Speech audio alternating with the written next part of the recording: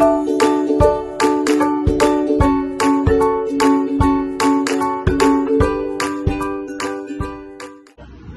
selamat pagi. Kami dari kelompok Code Pro dalam jenjang pelatihan KKA fase D untuk tingkat SMP. Kami akan membuat konten tentang berpikir komputasional. Nah, sebelum itu kami akan memberitahukan kepada kalian bahwa berpikir komputasional adalah suatu cara berpikir untuk memecahkan suatu masalah dengan pendekatan yang logis dan sistematis.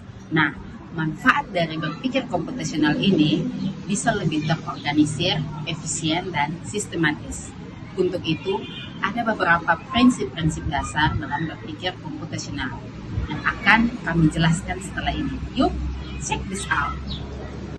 Pilar yang pertama adalah dekomposisi. Dekomposisi merupakan proses pemecahan masalah besar menjadi submasalah yang lebih kecil agar data lebih mudah dikelola. Pilar yang kedua itu adalah pengenalan pola. Nah, pengenalan pola di sini adalah proses untuk mengidentifikasi kesamaan, perbedaan, dan juga pola dalam data atau suatu masalah untuk memecahkan masalah tersebut secara lebih efektif.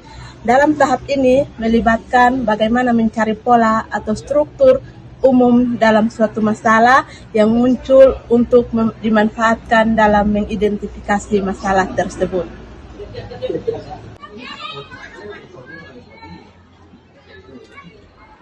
Baik, untuk pilar yang berikutnya yaitu abstraksi.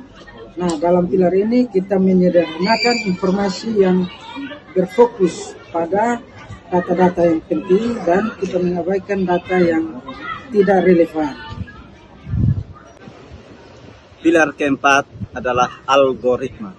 Algoritma adalah serangkaian instruksi atau langkah-langkah logis yang sistematis dan berurutan untuk menyelesaikan suatu masalah atau mencapai tujuan tertentu, baik dalam konteks komputer maupun kehidupan sehari-hari. Algoritma dapat diibaratkan seperti resep masakan yang memberikan panduan langkah demi langkah untuk menghasilkan suatu hasil. Terima kasih.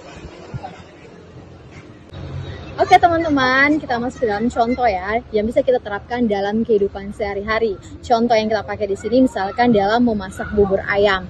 Nah, dalam memasak bubur ayam, kita memasak bubur ayam itu menjadi persiapan bahan, kemudian kita bisa memasak nasi dan membuat kuahnya. Lalu dalam bagian pengenalan pola, kita bisa membandingkan resep bubur ayam ataupun resep membuat mie ayam untuk kita menemukan bahan atau langkah-langkah yang sama.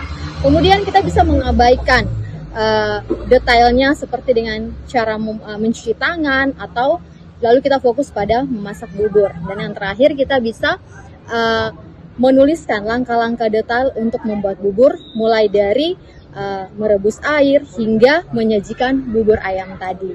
Oke teman-teman, itu dia ringkasan singkat kami mengenai konsep berpikir komputasional dan juga 4 pilar tadi yang bisa kita terapkan dalam kehidupan kita sehari-hari.